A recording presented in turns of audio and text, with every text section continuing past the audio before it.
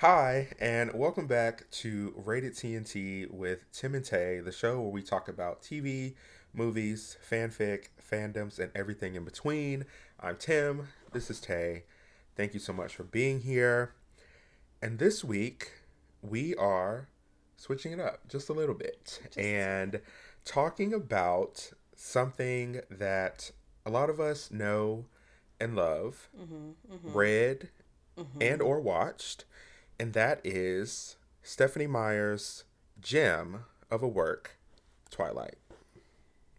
Yeah, there's so much I can say about Twilight.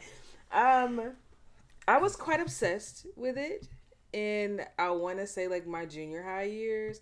We were reading the books. I think one of my teachers may have assigned like the first one or something, and or that the movies were coming out, and my friends were like, "Oh, we should all read these books together." And I was waiting in the library for somebody to come up off Breaking Dawn. I think I had to wait for like 2 months for somebody to bring it back, and I said, "Oh, this is crazy. Y'all need to have a time limit on how long these folks can keep these out." But I was quite obsessed as a kid, and then the movies came out, and when I was a kid, I thought they were everything.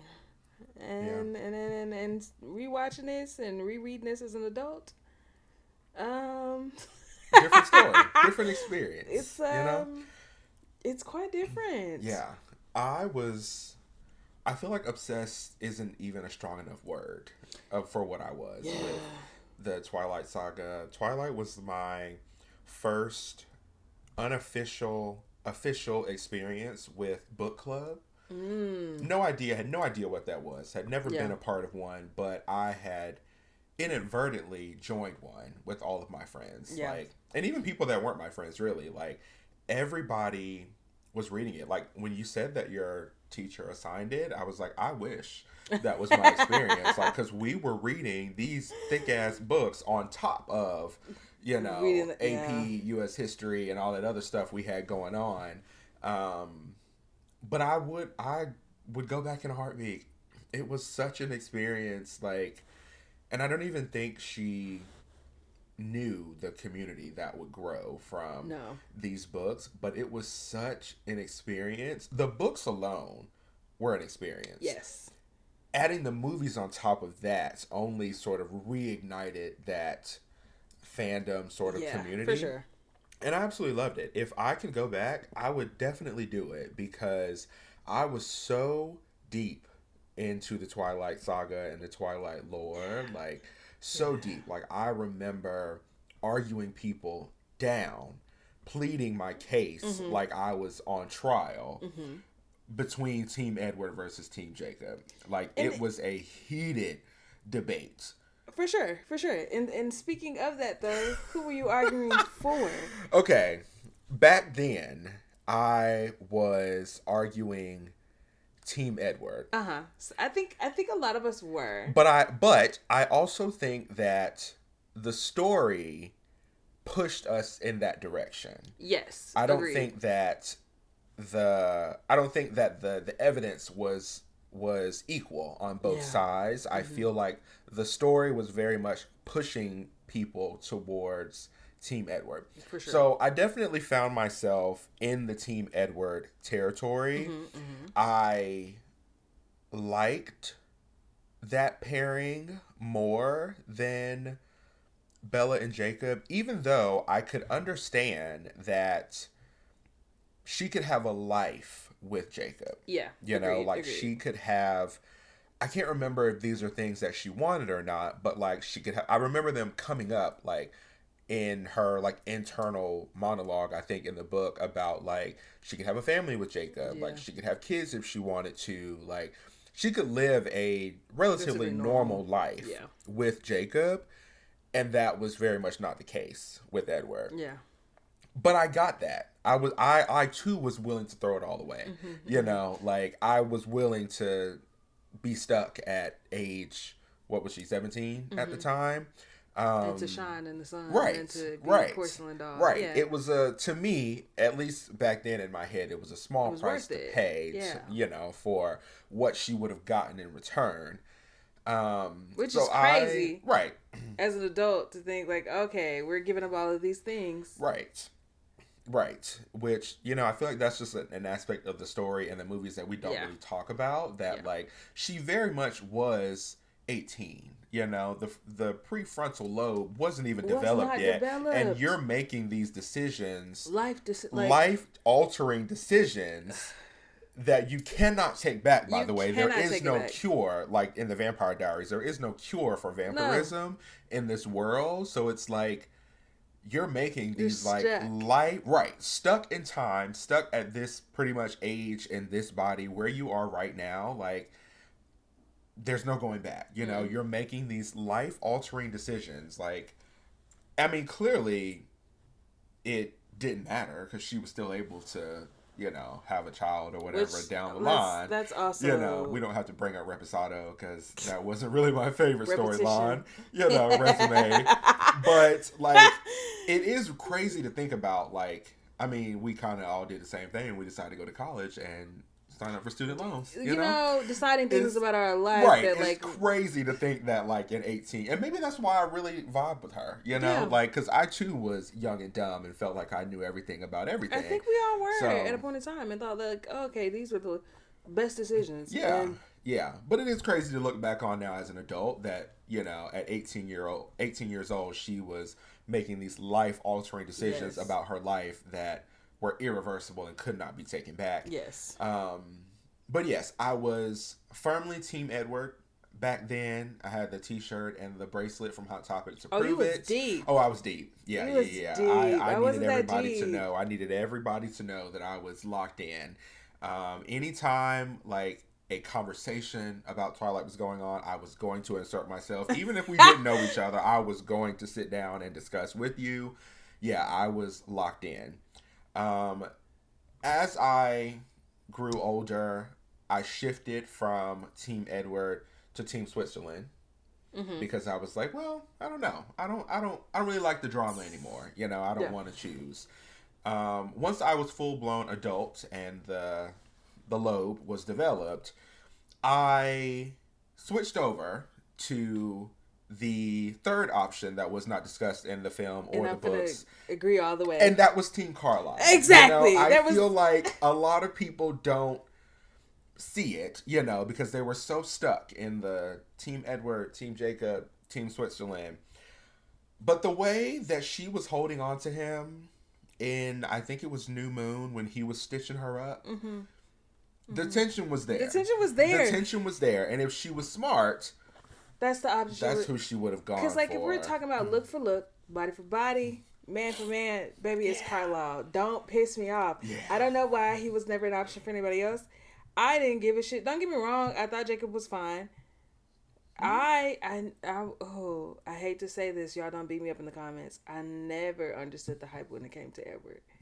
I never understood the hype. I'm not gonna lie to you. Understood it and, like, vouched for it just off of the fact that, like, that's who we were supposed to choose. That's who the book was pushing us to choose, or the movies or whatever. It was never him for me. Fair. If it was between Everett and Jake, I was gonna go Jake every time, because he was in fact fine. But it was always Carlisle. Like that was it. That's all. Like that was the option. I needed more people to understand that. I needed more people to wake that up. But and yes, he was married. We know. We get it. We know. They could have worked something out. They vampires. Right. Come on. They could have worked something out. Esme had him for how many centuries? It was Bella's time. It was like, come on, we could have. Something else could have happened. Something else could have happened. But yeah, I was Team Carlisle. I was also Team Emmett for a little bit. Really? Yeah. I really liked Emmett. Like, I don't know that I liked Emmett for Bella, but just liked him in general. Yeah, just in general. And I was like, it didn't cross your mind not once. I mean, it's fair because Rosalie wasn't her biggest fan, and I think if there was even a little bit of anything blooming there, Rosalie would have shut it down. She already hated Bella, so that was never going to happen. But I really liked him. And I liked the relationship that they ended up having, which was Yeah. very, brother, Brother, sister, especially because Bella was an only child. So Yeah, true. True. I did like Emmett. I did like Emmett. I did really just enjoy like the dynamics with them anyways throughout the family, the Cullen family. But I feel like there's one thing that if we're talking about Twilight that we have to talk about. okay. And for me, it was sitting in the movie theaters. Which one was it? One of the Breaking Dawn ones? And Probably part two. part 2, Mm-hmm. where they have the giant fight scene. Mm-hmm. Just Yeah. for that shit to turn around and be a vision. I said, oh. That was probably one of my first TikToks to ever go viral. Was Really? talking about that exact moment and how I am so grateful that I was able to have it. That like I grew up in the era of that movie because there are very few experiences that compare Yeah. to being in a theater full of people who are into this movie, into this work, into this book, and experiencing that scene, and not even just that scene, but the moment it was revealed that it wasn't real, that it was all just a vision. I wish that I could go back in time to experience that for the first time. Like from the moment it started, like from the moment Carlisle died and it set everything off, like the people in my theater were losing it, screaming, yelling, losing their minds, losing it in those seats. And then for it all to not be real, it was crazy. We were literally seeing whiplash. them getting their heads ripped off. Whiplash. I said, oh, I remember that so vividly. Remember the gasp in the freaking audience. Remember when it was revealed how there were like people were screaming. Like it was very much a time. It is very much something that has shaped me and like my movie experiences going forward. Like it was very much like huge at the time. Yeah. I don't think anybody ever mentions the Twilight movies or talks about anything that has to do with Twilight without mentioning that. Yeah, you can't. And it was such a genius way to portray it because like that wasn't in the book, you know, and like so everybody went into this thinking they knew exactly how this was going to go. Like this is, you know, it turned out completely different in the book, right? So everybody was waiting, you know, oh, this is how it's going to happen. Mm-hmm. So then the fight started, and it's like, hey, oh, we're straying. Like the plot's over here, ma'am. You know, we need you to hop back on over there. You know, like what's going on? Yeah, that was like one of the moments that I feel like I will never ever forget. Ever. Like it was such a even like I was in the theater with my friend, but in that moment, I felt like everybody was my friend. Like we are all connected in this shared experience, and I think I went on like the release day. So like everybody who was in there with me was also experiencing it for the first time. Like it wasn't even like anybody had time to see it and they knew what was going to happen. Like this is everybody watching this for the very first time. Yeah, a moment that I'll never ever be able to recreate. Yeah. But yeah, it was genius. Yeah, I love that. I love the scene, and I remember like going back to school after it was over, and like comparing it to the book, and they were like, "Oh, well, it was supposed to be this, and the shield was supposed to look like this," and yeah, I just feel like I think that's part of the reason that I am still like a part of fandom communities now because like my first entry point into like the fandom space was so positive and so like fun, and like I just look back on that time with such happiness and fond memories, and it's like, you know, I feel like if I wouldn't have had that, like it would be different. You know, we probably wouldn't even be here right now, you know? Like, but I feel like because like that was such a good time in life, even though it was like years and years ago, right? Yeah. But like, I feel like that was my first like fandom experience, you know, even if I didn't necessarily have the term for it back then to call it True. like fandom or whatever, but like that's what it was. And I feel like that was the case for a lot of people. Yeah, I can agree with that. I don't think I knew at the time or like had a term for it, but like now in my experiences in fandoms, I was like, I definitely was deep off into Twilight fandom at the time. Yeah. I didn't And know anything about fan fiction though. didn't know anything about fan fiction. Had no idea that that was the A other thing. side of the fandom that was happening, No. you know. Did not, which also like Twilight can also be credited with creating 50 Shades of Grey because it started as Twilight fanfic, which still to this day blows my my mind that that's where that came from. Yeah. Once I learned that that was the case, you can kind of see it. You kind of can see the similarities and the way that it was shot. You know, the location I think is super similar because 50 Shades is in Seattle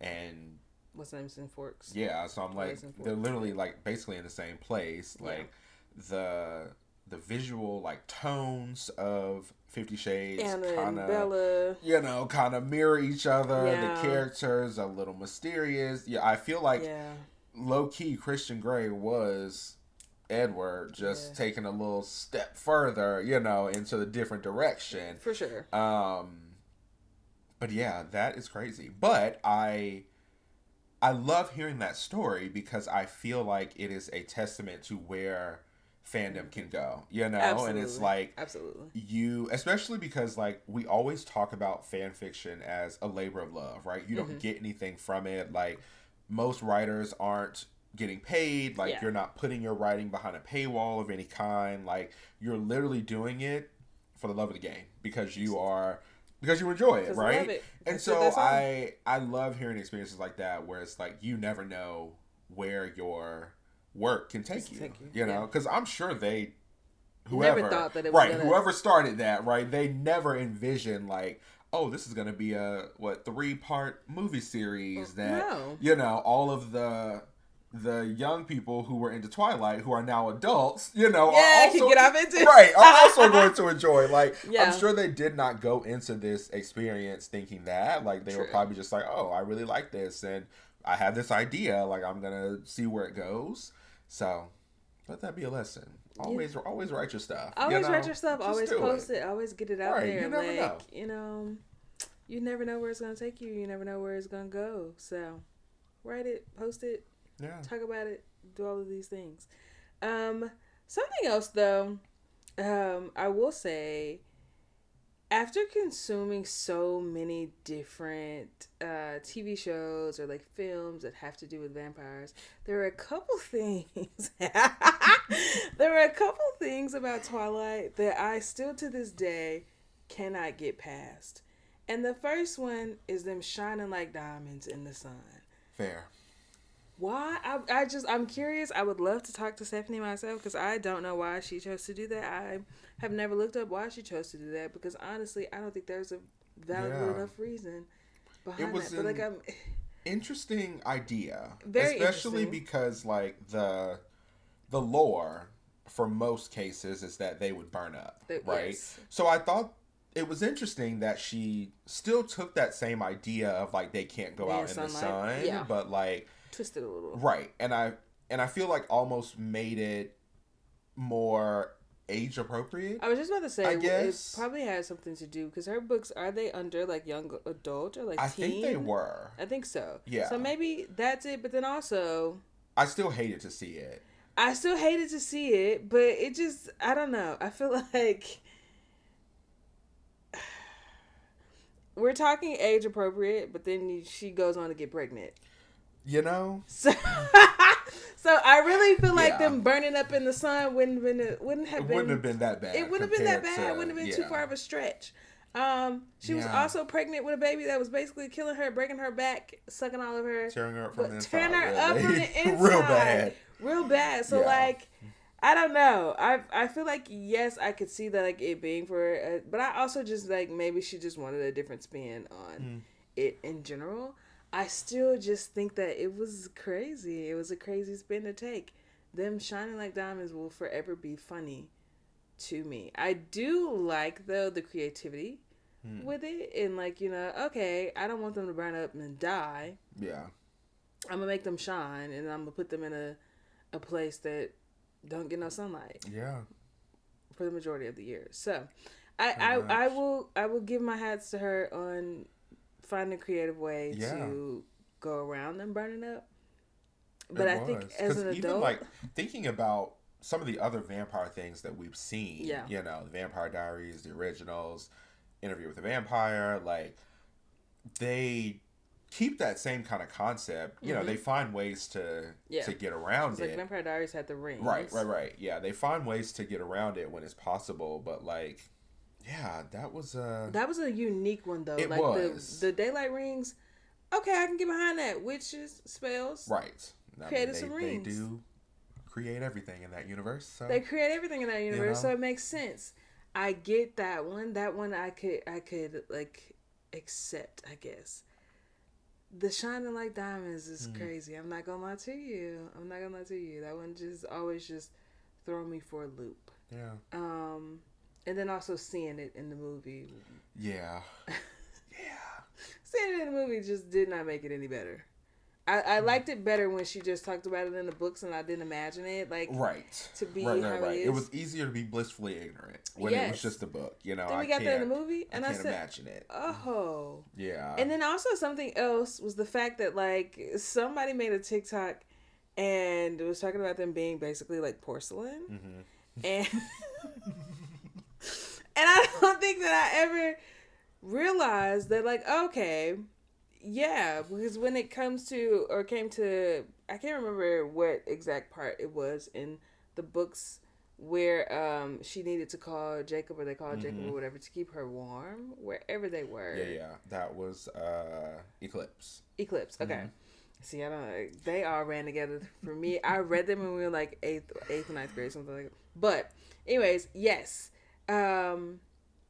Or like I knew it on a level. Actually, I just thought that like he's dead, so he's cold. Right. I never thought that like he's like a piece of glass. Somebody literally took two cups and was tapping them together and was like, "This is how Emmett and Rosalie sound when they're kissing." Yeah. That's insane. Yeah, they didn't explore that in the movie. I feel like in the book somewhere they said like between them, like they feel normal. Yes. To each other. Yes. But to other humans, it's like cold and hard and whatever. Yeah, I always thought, speaking of like just insanity, I always wondered, how did she even get pregnant? Because technically, there's no blood flow. There's no blood flow. So how exactly did you even... How's it working? Yeah, right. Like, how exactly did you even impregnate her? Because your blood's not moving. Your blood's not moving. So, let's talk about it. But again, all things that, like, popped into my head as an adult. I didn't even think about the insanity and the logistics back then because I was just so caught up in the story and in the love and true love. And Bella was down bad for that man, and like after she was turned every way but loose on their honeymoon, and like the bed showed up broken, all that, and I was just thinking as an adult, I was thinking like that couldn't have been what you thought it was, or what you're making it seem like it was. Yeah, because he's porcelain. Yeah. And has no blood flow. Blood flow. Things that I thought of as an adult. Obviously, as a kid, I ate that shit up, and I was just like, "Oh my god, they're married. I love them so much." As an adult, I have lots of questions, Stephanie. Yeah, didn't question it not once. I have lots of questions. Overall, though, like I was insanely obsessed with the story. Insanely obsessed with the movies. Was there on release day, for sure. I did not have the shirt, and I didn't jump off that far into it, but like it was a common discussion with me and my friends that we would then also jump off into other people's discussions about it. Excuse me. We talked about it in class. It was a whole thing. Twilight was a whole thing. It took over, I think, our lives as a kid. For a good had me by the throat. Yeah, I still love it. Usually, around this time, actually, they do like a 1 day showing in theaters. I can't remember what date it is. I feel like it might be Halloween, might be sometime in November, but usually around the fall, movie theaters will have a that's cute 1 day like midnight showing. That's cute. That's cute. I don't think I've ever gone to that, but I think I've seen some people talk about it on TikTok. That just reminded me though of something else about TikTok that I wanted to talk about. There is a certain part. First of all, there was a lot of things that were wrong in it. Like, I'm not, as an adult, there's no way that she should have been running behind that man like that. Right. There's no way that, like, that shouldn't have happened like that. But it also just, I don't know, for us, obviously set the standards very high for romantic expectations, relationships, or whatever. I will never get over, though, her screaming and crying for months. I will never get over looking at them empty pages in that book, and it just had the days of the months on there. Depression Bella. Depression Bella. I will never forgive her for doing that in them books or in that movie. I will never get over that. I get it. Depression Bella was a moment in time. It was, and I'm not even gonna sit here and pretend like when it gets to that time of year. Sometimes, not, it doesn't last long. I'm just like, I just want to look out the window and let Tom pass me by, like that. Like, just dramatic, And I know that it was written that way, all-consuming love or whatever. I get but it. Girl. I get but it. Girl, come on now. Come on now. Oh it my was, God. It was that good. And at this point, y'all hadn't even done nothing. No. Like, No. It was that consuming that you was just broke down for months. For months. I remember, like, I ate that shit up though, and as a kid, I was just like, oh my God, she's so heartbroken. Too. This is her man. He got to come back, yada, yada, yada. I'm looking at this shit as an adult, and I'm looking at them pages. Stand up. The nightmares, the screaming. Oh my God. Like, I can still hear Bella's scream in my head. Like, poor Charlie having to live with that. Actually, while we talk about Team Carlisle, Team Charlie, bitch. Team Charlie. Her daddy was fine. I don't know why. Just like nobody gave a second look to. Twice at Charlie. They didn't look twice at Charlie. I don't know why. Probably because he was a cop. And there will be no propaganda around here. There will be no propaganda around here.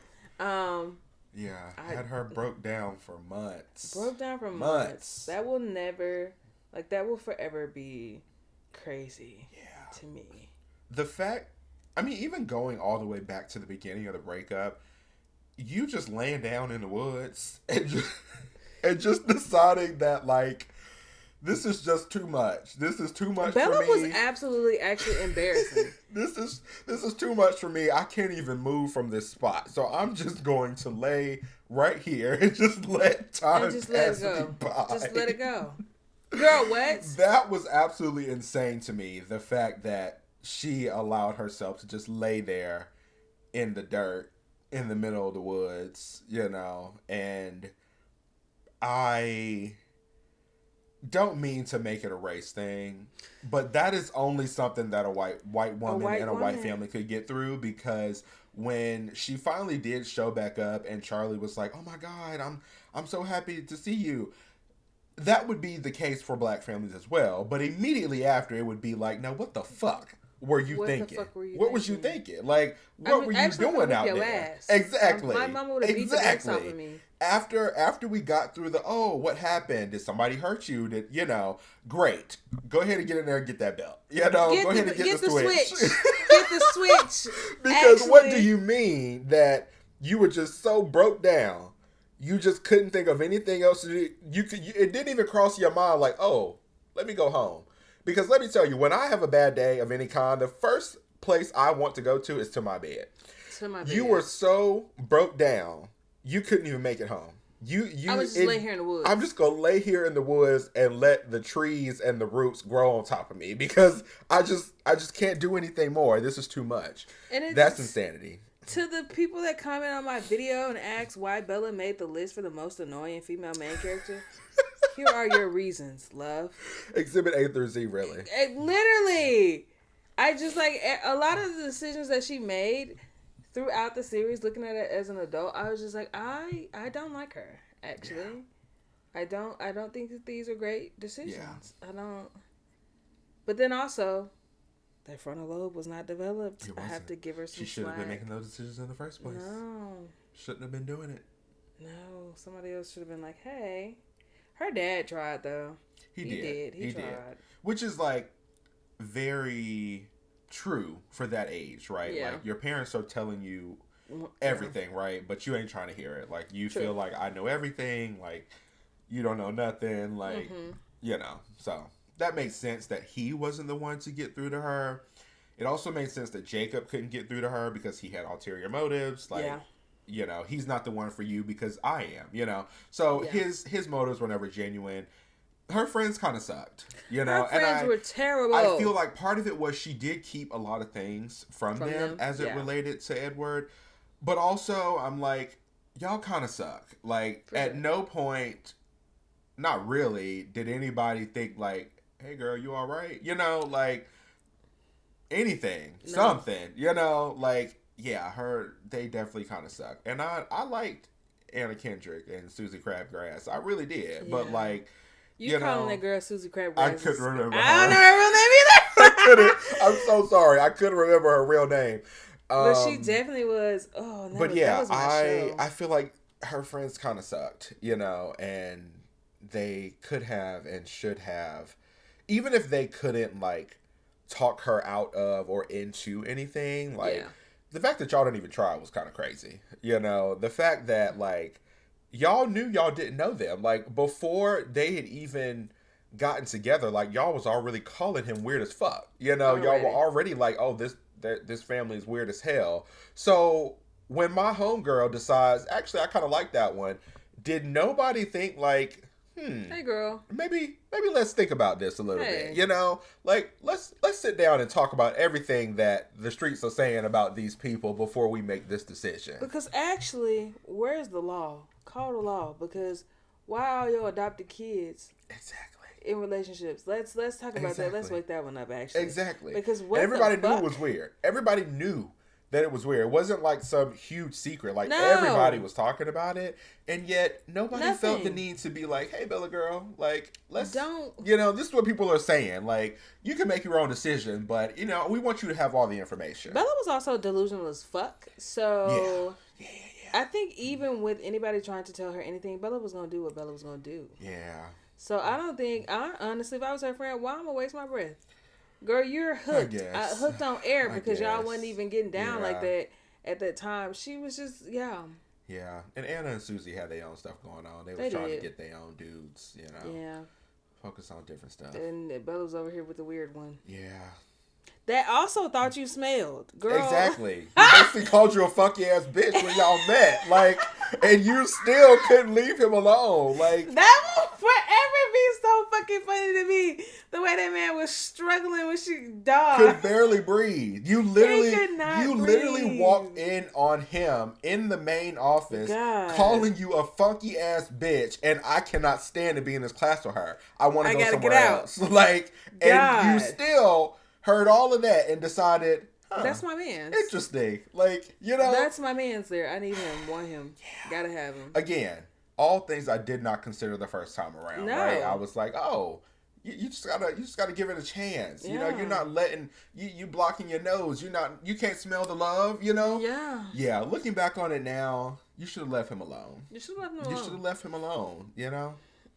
Granted, he was also playing games because he didn't want you, and then he did want you, and then he didn't want you again, and then he did want you forever. It was very back and forth. So I understand. Then he was gonna go kill himself. Like, right, actually, right, this was right. crazy. He thought she was dead, so he wanted to die too. You know, It was so a whole it lot, was a whole very lot.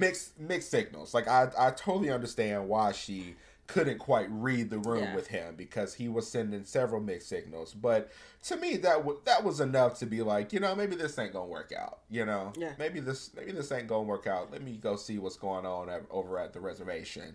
You know, see what's going on with Jacob. You know, I think that's what I didn't love, or I felt like was missing from the story, is that she never gave Jacob a chance. Never, yeah. I personally think that she should have spent that depression era with Jacob. Yeah.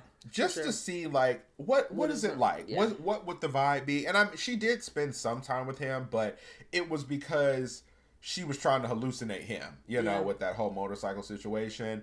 But I just really feel like she didn't give Jacob a chance. You know, you didn't know what you could have had, you know, because you never gave it a chance. And all that time, because it was months, you know, that time that she spent broke down over Edward, I wish that, you know, she would have, you know, just see what it was like over there. The types of books I read, why choose, actually? Right. Have them both. Right. Have them both. You know, they were never going to do that. They was never going to do that. They were never going to do that. Talk about not age appropriate. It could have ate down, though. As an adult, for me, it could have ate down, though.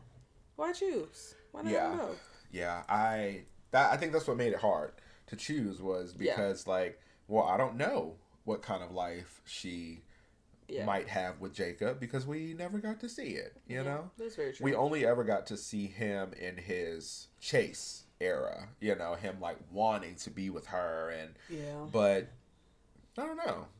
I feel like if she would have given it a chance, she I feel like she could have been happy. She might have liked it, yeah. Jacob. I feel like she could have been happy with Jacob. I just think she was so stuck on Edward. But it also might have been the chase of, like, wanting something that you can't have, knowing, like, there were these obstacles and things in the way of it that made it more appealing to her. And which I could see it being that, because Jacob was the easy choice. Jacob, I feel like he wanted her more than she wanted him, and Edward was the opposite. And so I feel like it was I feel like that appealed to her, and with the frontal lobe not being developed. I feel like it appealed to her for sure. Missed opportunity. And if that was not going to be the case, if there was going to be no Bella and Jacob, I do think that it was a huge mistake for Jacob to imprint on Recipe. That, to me, even then, I couldn't quite put a name to it, but I knew I didn't like it. I remember experiencing that scene in the movies. Again, I didn't like it. Again, watching it for the first time with all these people. Like, I remember experiencing this scene for the first time in the movie. Again, couldn't name it. Didn't know what exactly to call it. But I did not have the feeling of, like, oh, this is so beautiful. No. Like, oh, like, I just thought it because was the idea of, like, you wanted my mom so bad. You imprinted on me? And now we're together. Weird. I hate it. I hated it. Weird. I hated it. Like, and I hated it even more when I became an adult and I was able to, like, put a name to what exactly it was. Like, I hate it even more. Yeah. I wish that would have never happened. Yeah, like, I agree. I could understand them, like, having a close relationship, you know, and like this being my close family friend, Jacob, who's a wolf. The imprint thing, I think, was just a little too much for me. I didn't like it then. I don't like it now. Like, and I feel like I made a video about this at some point, and I remember people commenting and saying, like, oh, well, she grows really fast, and she'll, you know, by the time they got together, she was already this age, and blah, blah, blah. I was like, no.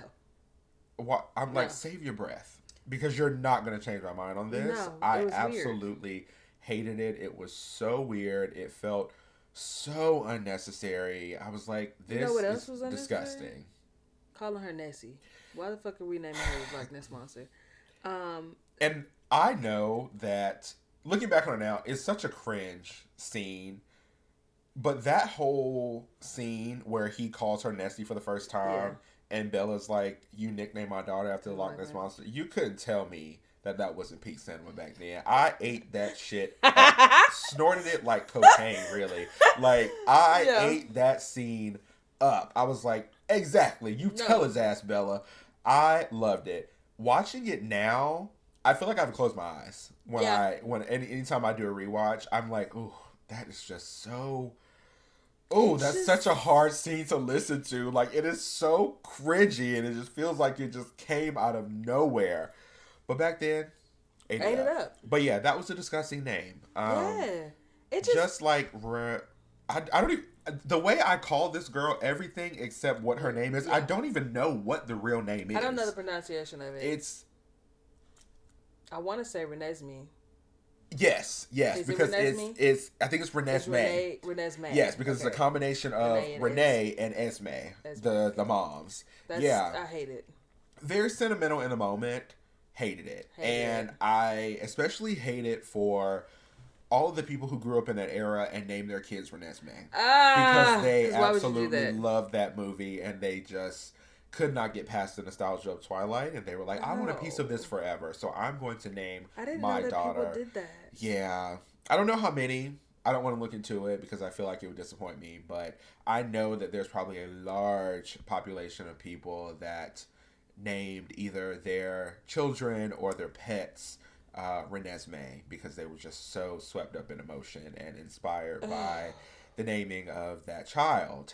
And to those people, I have to say, you do what you want to do because those are your children and not mine. But wow.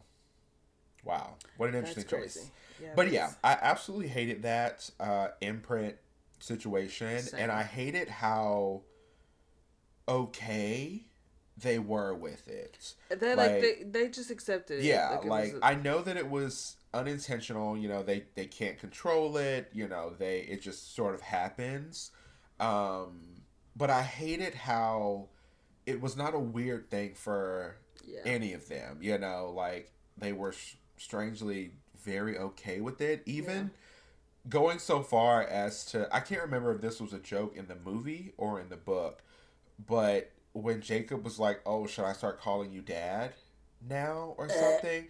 I was like, I want to die. Like, actually, this is there are a lot of cringe horrible. Like, yeah, I absolutely hated that. I don't know why that happened. Like, I feel like there could have been a meaningful way to keep Jacob in their lives, in Renesmee's life, without the imprint situation. And they made it even weirder when he was trying to explain it to her. Like, do you remember, you know, how close you wanted to be to me a few weeks ago, like when she was pregnant? Ew. And he was like, that's long gone now. She was like, yeah, long gone. I'm like, so you're trying to say that even when this child wasn't even really a child yet, it was still in her stomach, that you were feeling this pull, this attraction to it? I was like, I absolutely hate that. Yeah. I absolutely hated it. It is the thing that I probably hate most about the Twilight Saga.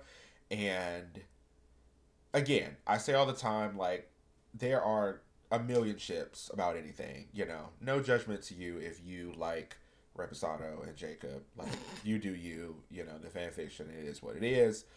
It just was not for me. No. I could not get behind it. Me either. I absolutely hated it. And as I got older, the more comfortable I think it made me. Same. It just gave me the ick at every turn. It just gave me the ick. I don't care how you chop it up, how you try to make it okay. Yeah. It wasn't. And they did. Like, they tried to, like, I think, like, one of the last scenes we see with them is, like, them on the beach when she's, like, it's like, I hated that. Which, looking back on it now, is a slight plot hole, because they said that Alice can't see the wolves. Yeah. But one of the very last scenes is her having Yeah. a vision of Jacob and Recipe and Yeah. Edward seeing that vision from her mind. So it's like I thought I thought she because when Bella was doing her situation, like that's why they thought she was dead because she couldn't see that she had been saved by Jacob. Like her visions don't show the wolves, so I was like, how was she able to, But that's neither here nor there. But like I could tell that they were like trying to make it okay because like one of the last scenes we saw was her like. I feel like adult is a strong word, but like her significantly older, and them like going off into the sunset together or whatever. But yeah, I hated it, and I feel like they did that to help Jacob, I guess, because he couldn't get Bella, and clearly Bella and Edward had their happily ever after. They felt like they had to give him something. And I wish, right? I'm like, I wish that you would have just given him somebody else completely or nobody at all, and just wrote him as like, I understand, like I understand that this is your once in a lifetime true love. Like, we had what we had or didn't have, and I respect that, and I respect you all, and I'm gonna go make it do what it do in my own life. Like, it was just uncomfortable.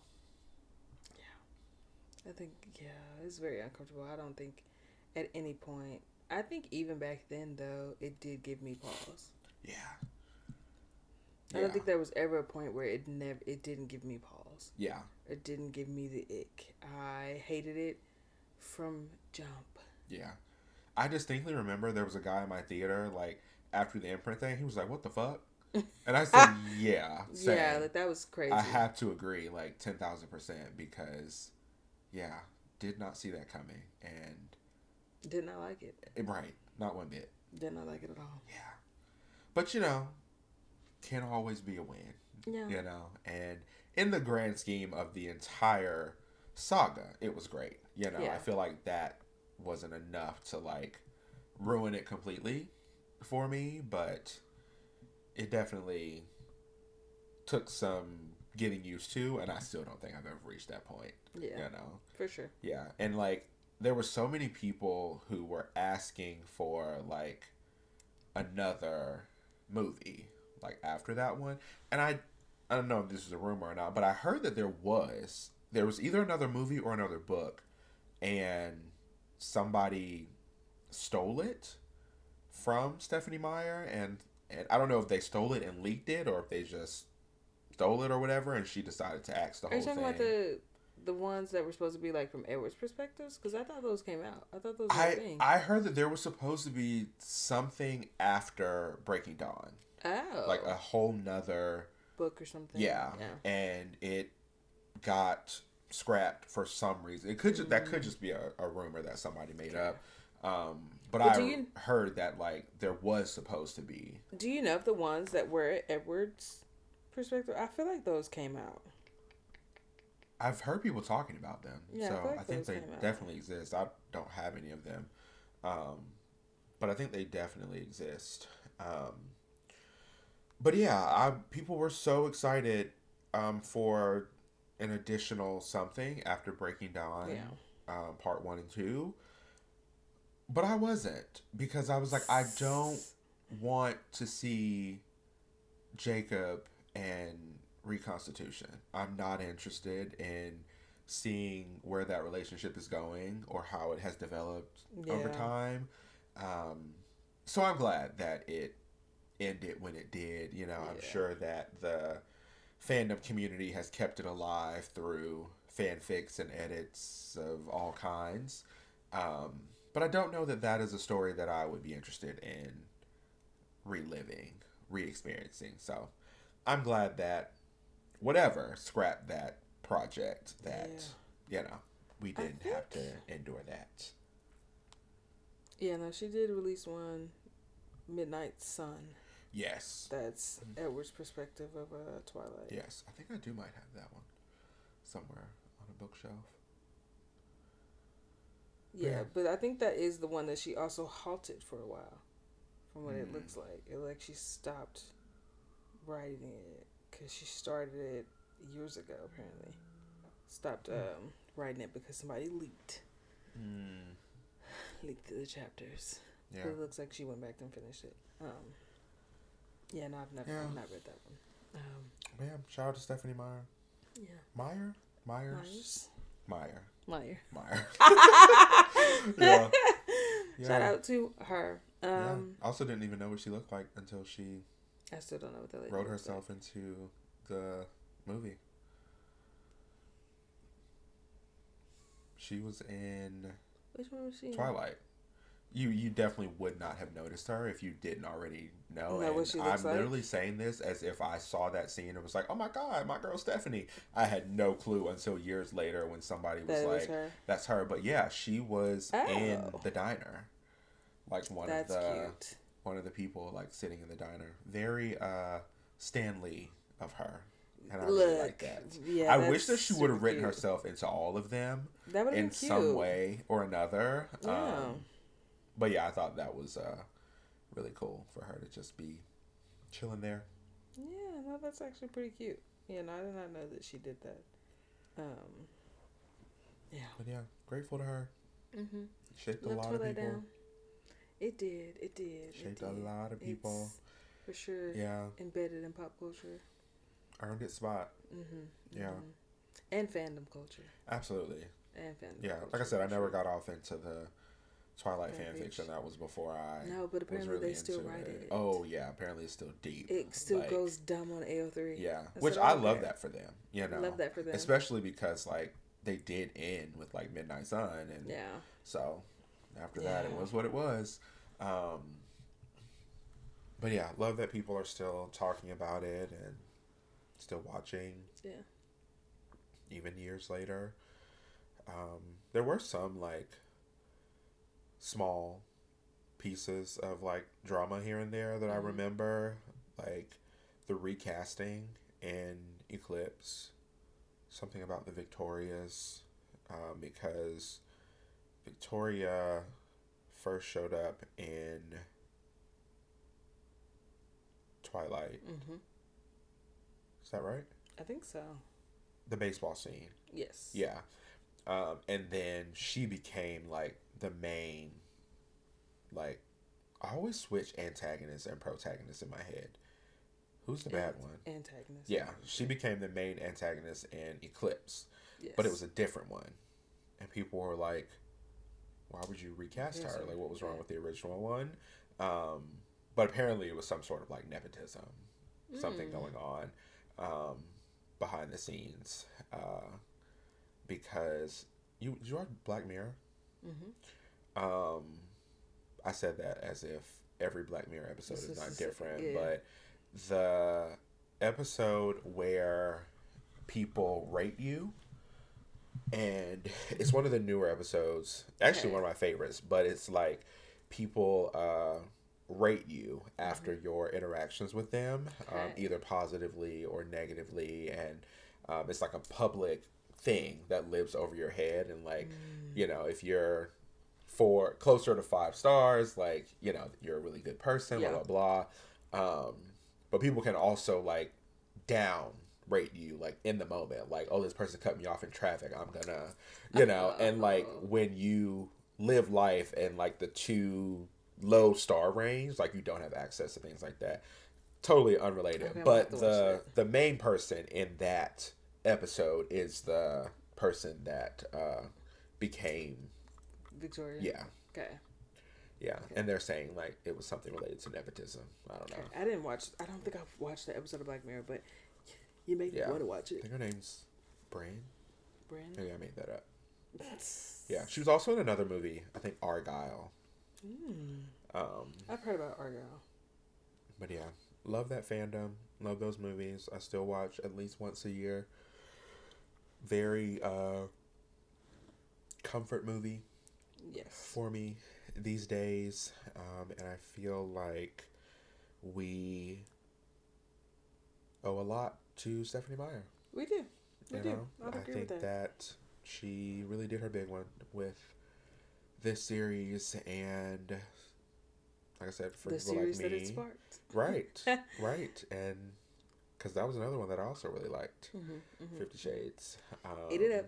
Yeah, Okay. I feel like I also watched those in theaters, like, which is I crazy. didn't. I Which missed is those crazy in to think theaters. about going to see a movie like that in a Yeah. movie theater surrounded by strangers, which is so insane to think about, like Yeah. the community experience of Twilight and like Yeah.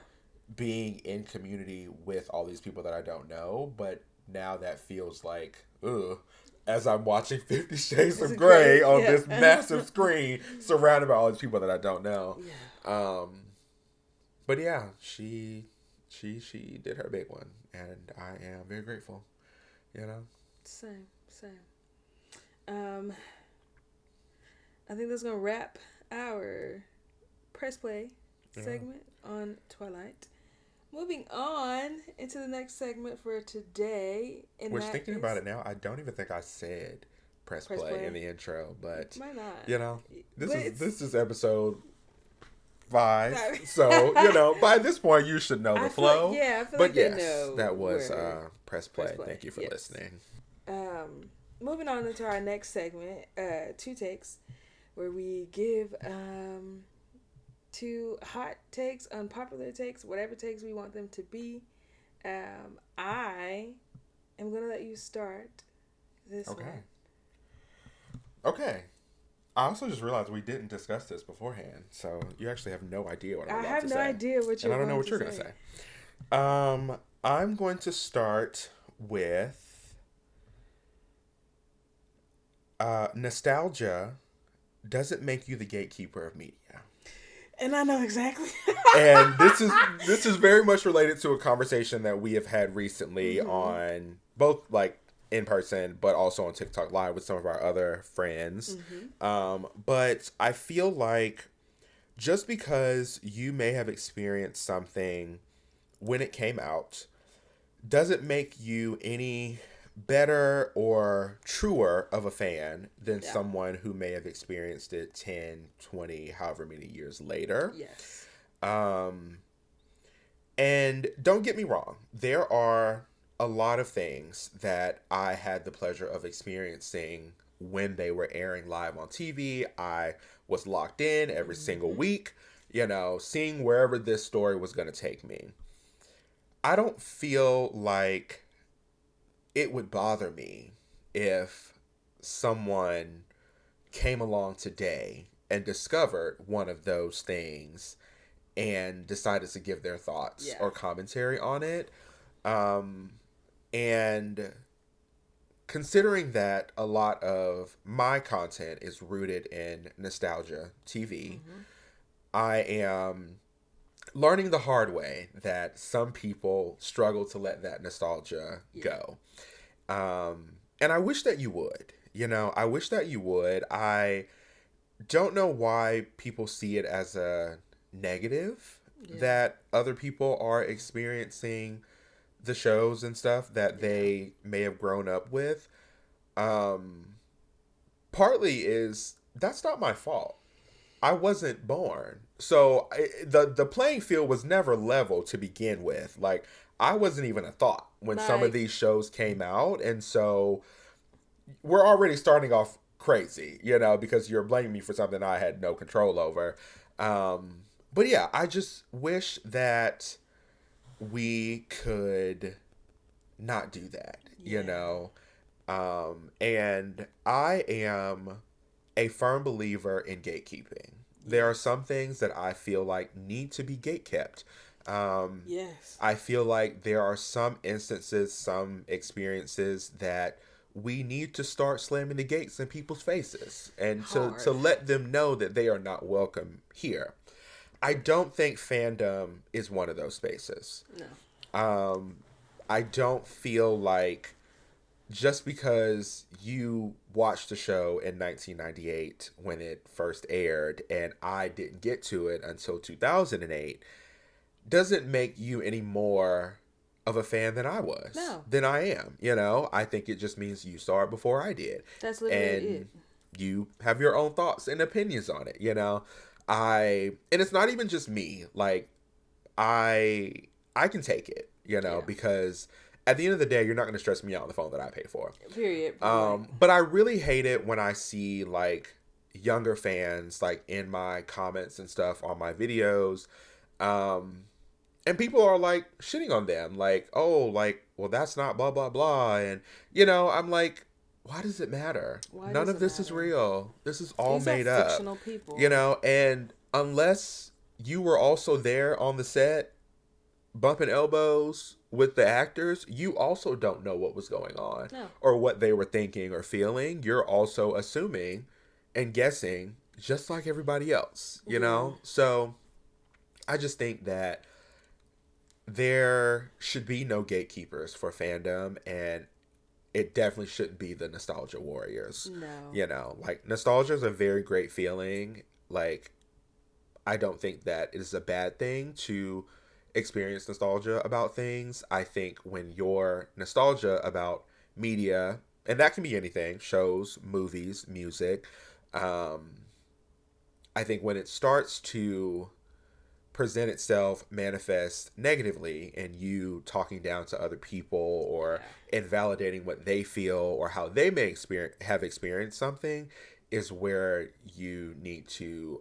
put the phone down and maybe go stroke some grass, Lay in it, and take a deep breath of the oxygen outside, because like I said, it's not that serious. This is all fake. It's all made up. It's all made up. So let's not be ugly, because the world's ugly enough as it is, and I don't want to deal with that in what is supposed to be a fun space. As someone who hops off into new fandom spaces for shows that started in like the 90s or like early 2000s, I wholeheartedly agree. You have those people that hop in and like have watched it the first go round or when it was airing on TV, and they have to make it known that like, oh, I watched this when it was airing on TV and wish you were there to see this, see that, yada yada yada, or like try to discredit what opinions or thoughts you have on it because you did not see it as it was coming on TV, which is crazy because in the age of like streaming services, we're all not watching it come out week by week. A lot of times the entire season is dropped, we're watching. So like, I don't understand the difference. I'm watching it the same as you were able to watch it, and actually my frontal lobe was developed when I'm watching it, and yours probably wasn't. I'm able to process it a little bit differently. I can process it a little bit differently.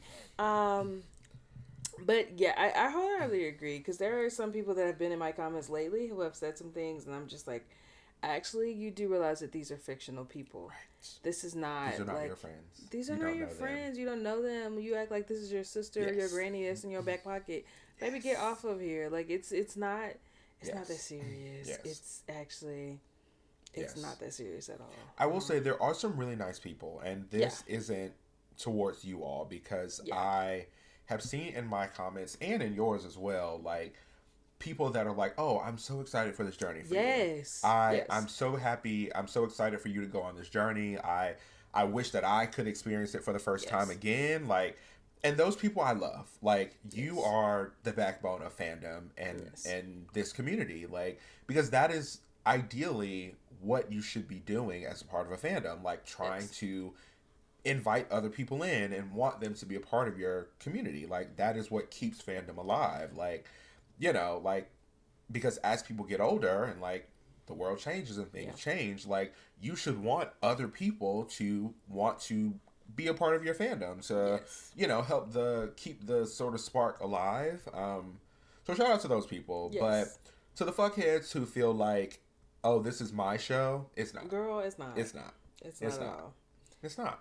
It existed long before you, and it will exist long after you are in the dirt. So, okay, because I didn't think about it. We did not talk about these options beforehand, so you don't know what I'm going to say. My first take for the day is just because a TV show having an audience does not mean that it should continue. And when I say that, I mean that just because there are still people that watch this show and you feel like you're getting numbers does not mean that it should continue. I think there is something really like great about realizing when a show has come to its end. When we have done all the things that we could possibly do in here, when these characters have suffered as much as they can suffer, Yeah. it's a certain there's a certain art in knowing how to end a show or when to end a show, to wrap it up beautifully, and to just not continue it on the sake of like, oh, I just know people are gonna watch it. I think that like we can wrap some things up. A show can have a great run, 9 seasons, 10 seasons. Like it can have a great run. You can wrap things up beautifully, have your characters come to a great end, even at the height of like your viewership. I don't think that we should wait until the very end where like nobody else is watching this, or you run out of ideas of things to do, so things either one start to be repetitive or two just start to be terrible storylines. Yep. And then nobody's watching it anymore, and then you also lose out on a lot of money. How about we just not get to that point?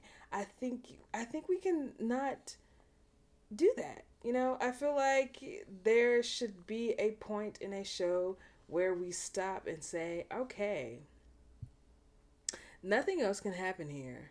What else can we do? And I know y'all know what show I'm talking about, because there's only one right now that I don't think there's anything else that them characters can go through. They done blew it up. They done shot it up. They done crashed in a plane. Yeah. They done had train wrecks. One of them done died in the what is it, Puget Sound? Like, it just, there's an art in knowing when it should end. Yeah. If you started out a cast and you have one person from that cast remaining, yeah, wrap it up, okay? Wrap it up. The revolving door of characters, we can't even get attached to some of them because they don't last long. You kill them off, or they just weren't as great or as important as the starting cast. Then you also have taken them through each and everything that they could ever do, could ever happen to them, to the point that it's now being so unrealistic, because if all of that shit happened in that one place, I would have been calling the law. Exactly. Shut it down. Exactly. Why is it still going? Exactly. Why would I want to continue to work here? Why would I want to continue to work here? If I'm in the ambulance and you're wanting to take me there, girl, if you don't take me somewhere else, right. What the fuck? No. So, yes, and don't get me wrong, before y'all hop in the comments, I loved the show down. I binged watched the first 10 seasons when I was in college. And I was off into that, like I was like nobody's business. I love it. I can also accept that some things run its course. There have been a lot of great seasons, and like there have been a lot of great seasons. It's run its course. Let's wrap it up. Hopefully by tomorrow. Doubtful, but doubtful. Yeah, have to agree. I feel like a really good example of that is The Umbrella Academy. I didn't watch that. it was a really good show to me. Only had 4 seasons, and people were asking like, "Oh, why did it end? Why did it get canceled or whatever?" And the writers basically said just that. Like, we had only ever intended for this to be 4 seasons. Yeah. You know, like that was all the story we wanted to tell, that we needed to tell. There was no need, rhyme, or reason to drag it on. Continue to drag this out. You know, we know how much you loved it. It was a really good show. I also didn't want it to end, but I did think that was really cool. Yeah. Like, for them to say like, yeah, this is it. I respect that. We went into it knowing that this is all we were gonna give, and we stuck to it, and I really admire them for that. I do too, because like it's just, I don't know, it's a certain like badass thing about like knowing like, hey, I get that y'all love this and we could continue it and to make money off of it, but it's like I've told the story that I wanted to tell. Right. There's no reason to like drag it on and throw a bunch of this other random things, because I think that's when the story starts to get diluted, and it also starts to get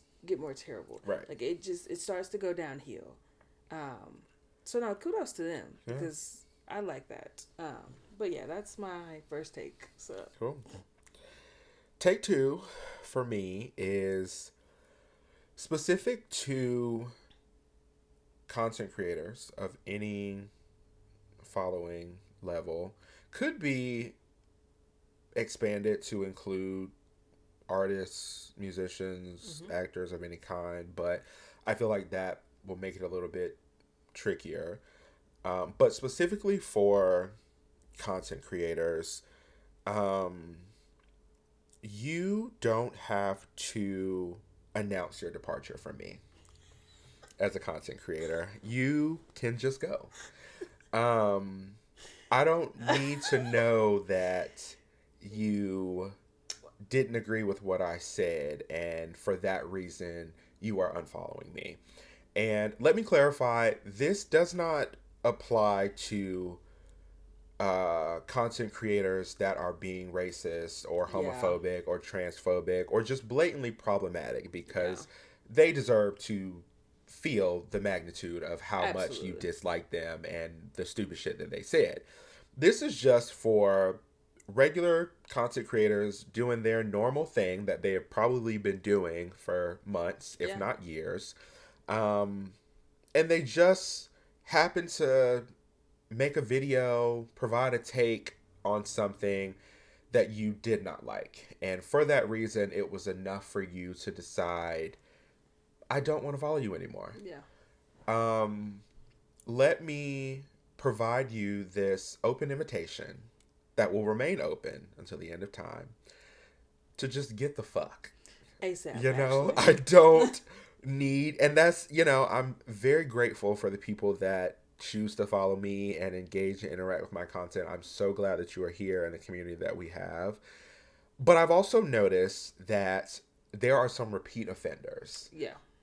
Depending on the video that I post, the fandom that I'm talking about, I can almost guarantee that when I go back to a video, your comment will be there. Yeah. That just choose to be negative, either to me or to other people in the comments, and it just makes me wonder, why are you following me anyway? You know, what are you doing over here? But yeah, I don't need you to let me know that this was the straw that broke the camel's back for you, and you don't want to follow me anymore. You don't want to see what I have to say. You can just go.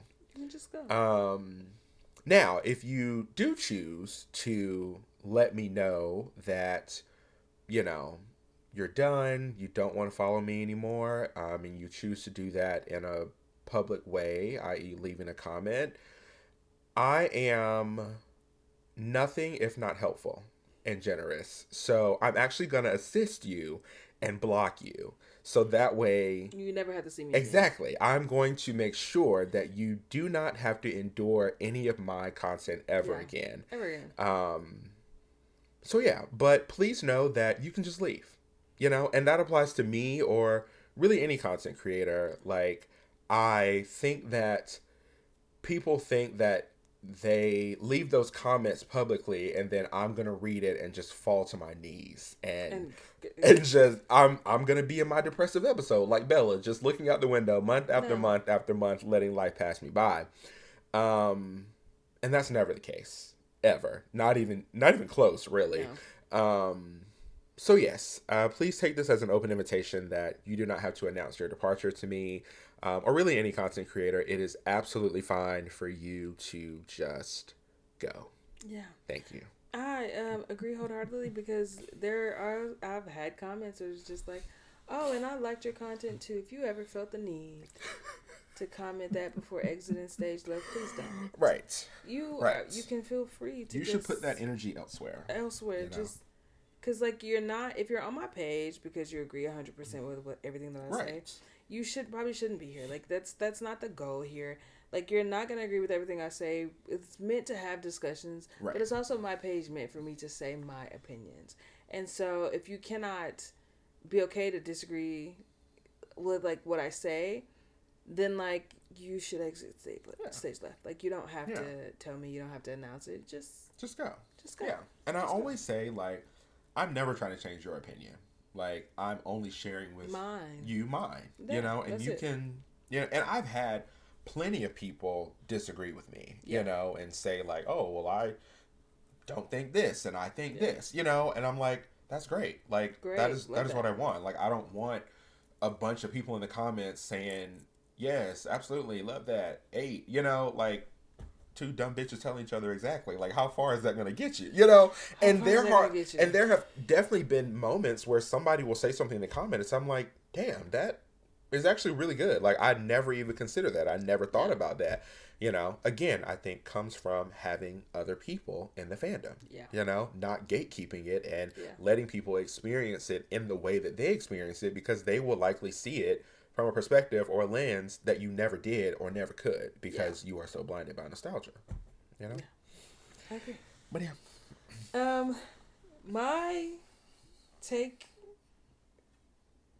My second take for today, it's going to go back to Twilight and something that I mentioned during that. We need more why choose options in movies, in TV shows, in media altogether. I don't know what became the obsession of doing like the love triangles. Why can't we have both, actually? And before y'all get in the comments saying that that's unrealistic, that is a lie. Mm-hmm. That's actually a lie. I know a lot of people actually in my personal life that never had to choose. There's an entire community of people that don't have to choose. You can go, I'm not gonna like list off, but you can go explore those things on the internet if you want to. Like, you know, but just know that there's a community. I get like there's a lot of the media in books of like why choose, like there's a lot of those. I will give you that. But when it comes to like TV shows, they love doing the like, oh, she has this man that's got these pros and those cons, and then there's this man and there's their pros and their cons, and she's just like, oh my god, I have to choose one of them. Who said that? Who said that? Who made it a rule that she had to choose? Fair. Who made it a rule? She could have had Jacob and Edward, honestly. And don't let's not get on the idea of the swords crossing. That's a whole nother that's a take for another day. But I want people to be creative. I want people to be imaginative. It doesn't always have to be a love triangle, which that also doesn't make sense because the triangle is connected. Right. And I want people to realize that if it's a love triangle, baby, all things are crossing around this bitch. But that's not what y'all want. That's like, it's just... Yeah. Why choose? We need more. I need people to be creative with the relationships that they showcase in TV shows and in media. There are a whole host of different types of relationships that people have in the real world, in real life. And that's just also as a person who operates in relationships a little differently than what is showcased in media. It would be nice to have representation of all types of relationships versus the general one that we see done all the time, because you get the why you don't get the why choose, but then you get Grey's Anatomy where like you've slept with the entirety of the hospital, all of the attendants, all of the attendants, and it's just like okay, so we'd rather do that versus a why choose, right? You know, make it make sense. But anyways, that's my take. Why choose? We need to have more of it versus just having it in books. It needs to be in main TV shows. It needs to be in films. It needs to be everywhere. And also, the second part of that, a love triangle is not an actual love triangle. It's not, y'all not using it how y'all supposed to use it. That's it. That's all. And you're not the only person that thinks that. Like, I see it all the time in my content. People are like, one that I see two in Teen Wolf: Allison, Scott, and Isaac. And then a new one that somebody brought to my attention that I need to go back and see if they actually posted the link for the fanfic like I asked. Melissa, Chris Argent, and Sheriff Stilinski. I would eat that I up. was like, that would never cross my mind. But I'd eat it up. But I was like, I need you to go ahead and send that one over here to my phone. I need you to go back and see if they sent that link. I was like, that never crossed my mind, but that's a good one. But yeah, I feel like I see it all the time. Like when I was talking about other Vampire Diaries, you know, Elena, Stefan, and Damon. In Charmed, I don't think you've gotten there yet in your rewatch, but I've seen people saying Piper, Leo, and Dan. Yeah. So yeah, I'm like, there are definitely people that are interested and want to see it. But yeah, I think it would be cool to see more non-monogamous relationships on screen and see how that would make that work. I just feel like, you know, it can only be a good thing to... We're talking about representation. Right. There are a lot of people that practice non-monogamy. Yeah. Let's wake it up, guys. Yeah. And representation doesn't just mean having black people or people of color. You can show representation in a number of different ways. So period. This would be a cool one. Wake it up, actually. Yeah. Cool. Well, that is going to wrap our two takes segment for this episode, and we are going to move right into our last segment of the episode, which is Read the Tags, where we talk about all things fan fiction. And this week, I think we are going to do a mix of both. So we are going to start with a discussion question related to fanfic, and then we are each going to offer one recommendation for a fanfic that we think you all should read or should check out. So the fanfic discussion question for this episode is: should fanfics be subjected to critiques? And I say that because, like we discussed earlier, most fan fictions are a labor of love. Yeah. People aren't doing it to make money. They're not getting paid.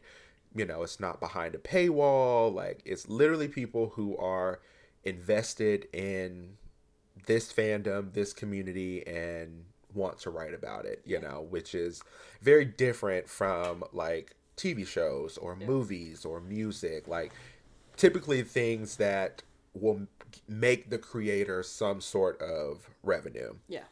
So, should fan fictions be subject to criticism? So, if you read a fic and you absolutely hate it, would you give feedback and advice to say, hey, I actually really didn't like this. I don't think you should have blah, blah, blah.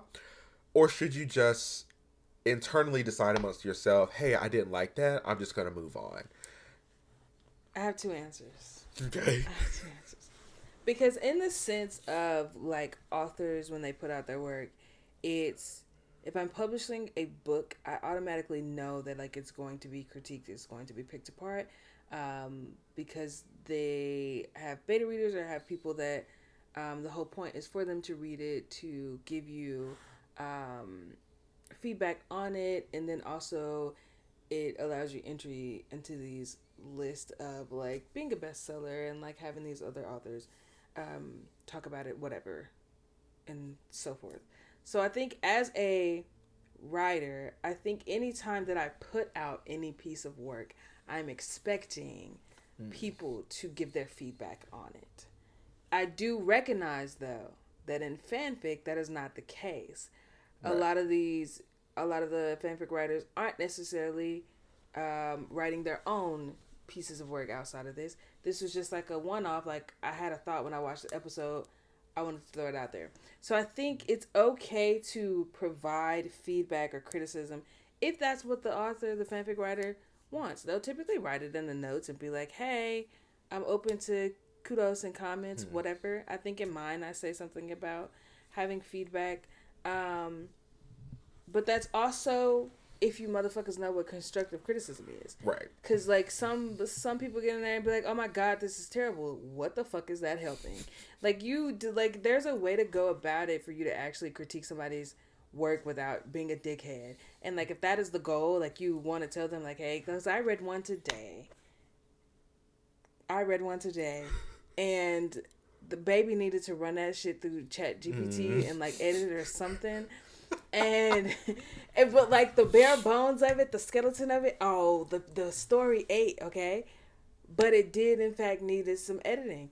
And like the person, I don't think they said anything about having feedback, but somebody did comment and said, I think this story has a lot of potential, but it does need editing. I said, all right, bitch. I said, you're the type of commenter I like. So you know, like it's just like, it's the way in which you go about it. If I absolutely hated a story, me personally, I probably wouldn't comment. Yeah. Because honestly, if I hated it, I probably won't finish it. And I'm not even going to get all the way to the bottom to where the comment's at to spend the time to make a comment. So I don't think I would. It depends. It depends, honestly. Some days I might be in a good mood and I'd be like, I would want somebody to tell me where I went wrong or where I felt like this wasn't good. So maybe it really, yes and no. I think it would depend on the fic writer themselves. If they want criticism or if they want constructive criticism on their work or feedback, then I think yes. But I also think that like people need to recognize when it comes to, I'm putting this out for free. Right. You're consuming something that I took the time and labor. Like if you had that big of an idea about it or whatever, like you getting this feeling right, bitch. Right. Like, right. And like I asked, I'm like, I don't have an answer because I don't know. Yeah. Like I never do. Like because if I really just dislike a story that much, I'm not even gonna make it to the bottom. I'm not gonna make it. Yeah, but I have that same exact thought of like, you didn't have to do this. Yes. Like I'm consuming it, but like you didn't have to write it. No. Like you did this because you wanted to. You didn't gain anything from it. Yeah. And so, I feel like it would be different if this was like a book that you were publishing or a movie or, absolutely. But I feel like this is such a, you didn't have to, and so to me, it feels weird. Unless, of course, like the writer has explicitly said like, oh, I would love your thoughts, your feedback, whatever. But even then, like, I don't know that I would give negative feedback. Like, I only ever say, like, I absolutely love this. This was great. Like, like, I do very much believe in, like, the opposite of that, right? Like, you didn't have to do this, and you did. And it was fucking amazing. And I want you to know that, even if I'm the only comment there, like, I'm like, it really breaks my heart when I see a story, when I read a story that's absolutely amazing, and I go down to the bottom, and the hits are crazy. The bookmarks are crazy, but nobody's. I'm like, so I'm like, even if I'm the only comment, like, if I absolutely loved it, I'm going to say like, I fucking love this. Yeah.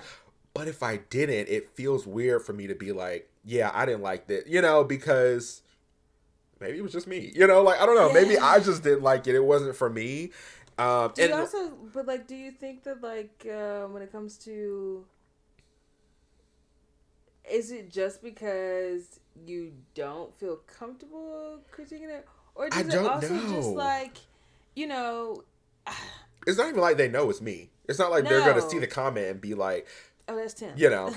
I also have been in instances where I got to the end of a fic and I'm like, oh, this was horrible. Yeah. And then I go to the comments and everybody says, oh, this was amazing. I loved it. Best thing I've ever read. And I'm like, ooh, like, maybe I should just go, maybe it wasn't right. Maybe it's just me. Maybe this just was not for me. Like, this just isn't my type of thing, but I don't know. It's just never crossed my mind to be like,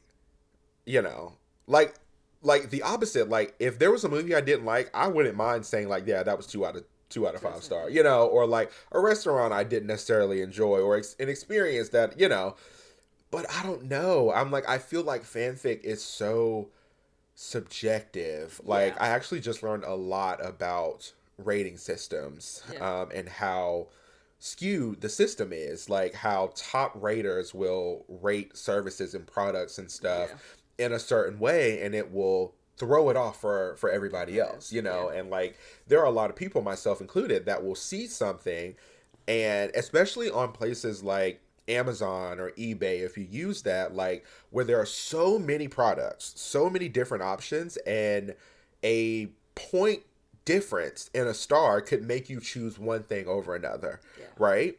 And so I don't know, it just feels like weird. You know, if I didn't love something, it would feel weird for me to go in the comments and say like, "Oh, well, I think you should have blah blah blah," because I'm like, I guess that's my opinion. Like, I don't know, if there feels like so much more subjectivity in fan fiction, coupled with the fact that you didn't have to do this. This was a labor of love. Like, nobody's making you do this. You did this out of the goodness of your own heart. So it feels weird for me to go and shit on somebody. I think that's the part. I think that's it. Like, I think it's the fact that I see it as you did this out of the goodness of your heart. Nobody's making you do this. You're not getting any sort of payment, maybe not even notoriety, because they may not even know your name for real.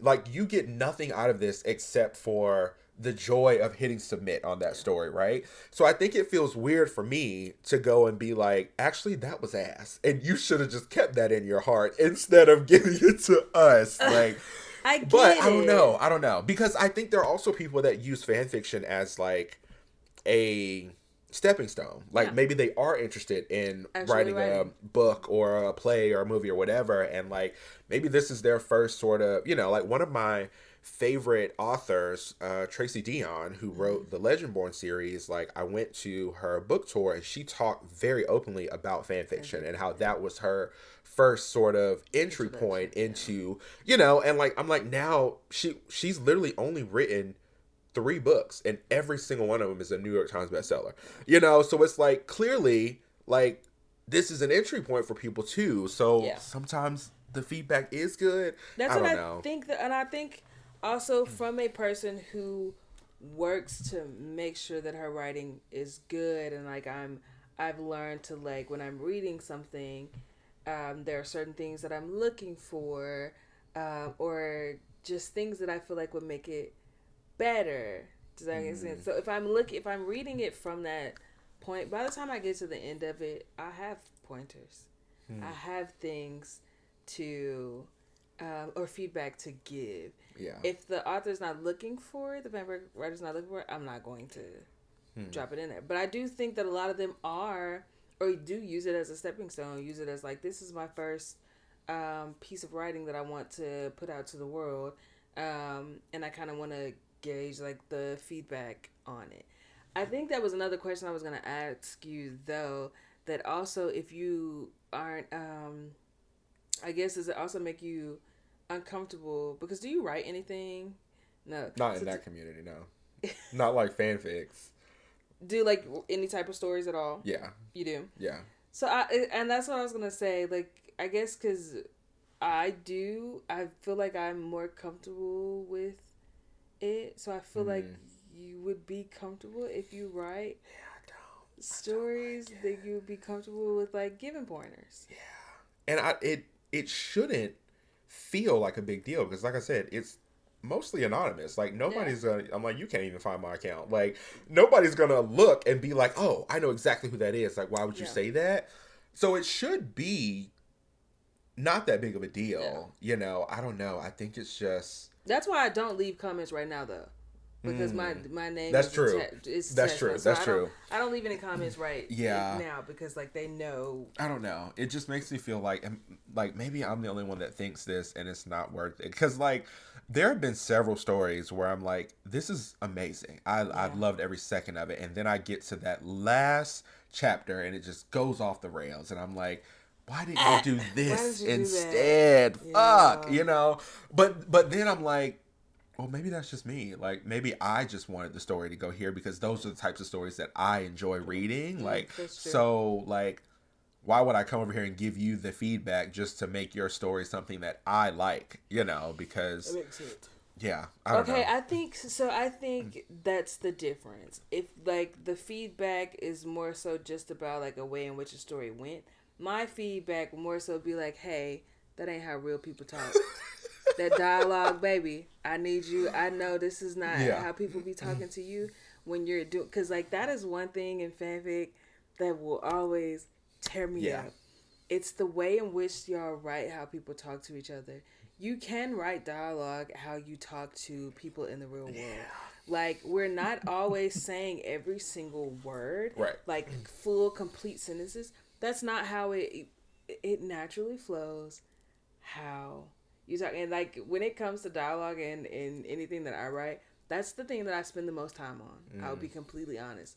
Conversations.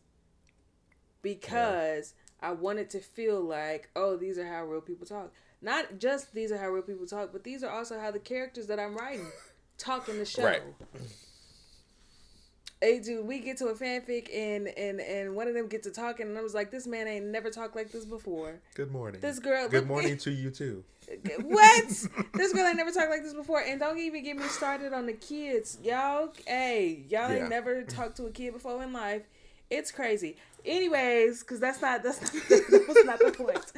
The point is just that that's the way in which I critique. If I'm going to critique, it's more so going to be like, hey, you have some punctuation things that you should work on. The dialogue, when you writing it, think more about like how people actually talk to each other. And if you need like examples of that, like you can go and like look up conversations or like things on YouTube or like go back to some TV shows. Some TV shows get it wrong too, because Shadowhunters, Yes. that first season, baby, that's not how people talk to each other. Anyways, so I guess that's the difference, because I'm not really looking like, oh, you shouldn't have done that act 3 in this should have been scrapped and it should have been something different. I think mine is more so like technical things or like little tweaks like that I feel like could be changed to kind of like make it better.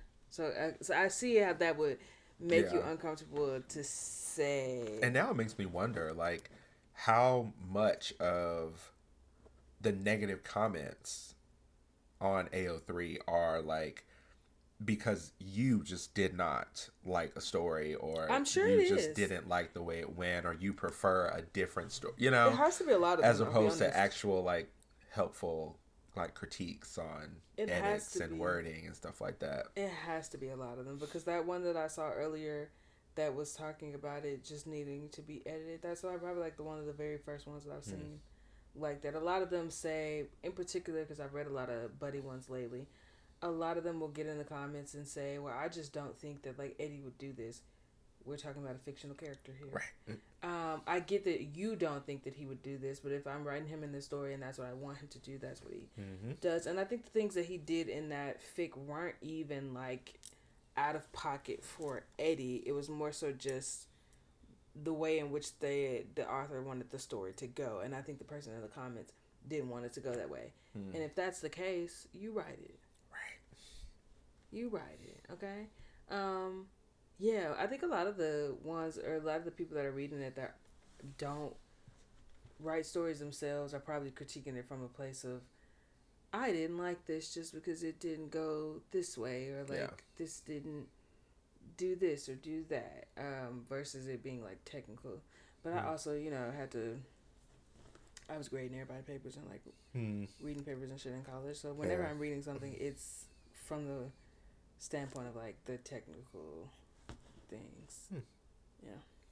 Cool. Well, let us know what you all think. Yes. Are fanfics subject to criticism and critique? Yes. Or are they a labor of love and should just be left as a labor of love? Yes. But speaking of nicely well written fanfics with good dialogue and such, we're going to hop into our fanfic recommendations. Yes. And I will let you go first. You let me go first? Okay. I was trying to pick between one because y'all know I'm a grown adult, so a lot of the ones I do read are explicit ones. I'm going to keep it a buck, keep it a bean. But I was trying to find one, but I am going to recommend one that is explicit. But it was one of the first ones that I bookmarked. Okay. And I loved it down. It has multiple parts from different point of views from characters. It's not anything to do with 911. It's actually in the Jujutsu Kaisen realm anime. So JJK. It's Instinct by Evie. Yeah, it's basically Suguru and Satoru. It's when they go to Jujutsu Tech, I think is what they called it. But it basically tells the story of them being in love with each other and just being dumb. But it also has alpha beta omega dynamics. Both of them, and I love a good alpha story. Both of them are alphas in this story. And it's really cute. Yes, it is explicit, but yes, I do love I think the writing was really good. The first one is Instinct, and it's Satoru's point of view. The second one is Feral, and it's from Suguru's point of view. And then there's also a third one that's called Nature that the author hasn't really finished it, but it's a side story between Nanami and New Haibara. So yeah, I was waiting on this fic um, as it was dropping. I'm not gonna lie to you.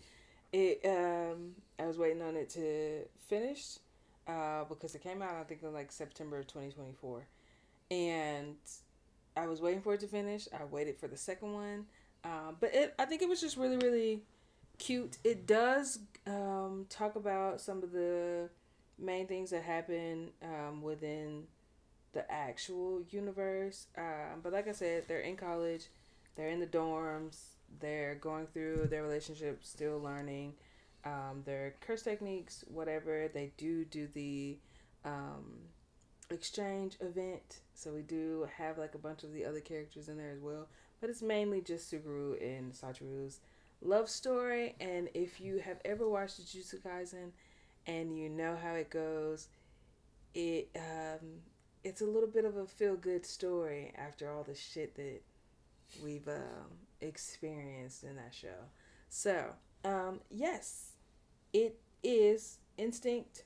It's the first story by Eeviyeh,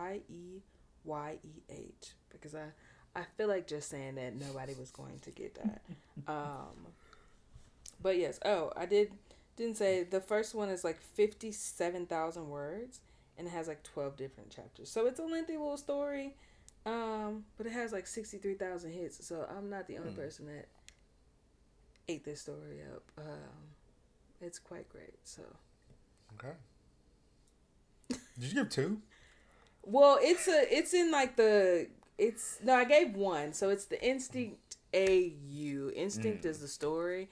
It's the same story. It's just the second one is written from somebody else's. I was like, I don't have two. No. It's the same thing. The second one is just written from the other guy's point of view. Got it. So, yeah. Okay. I'm also between two different ones.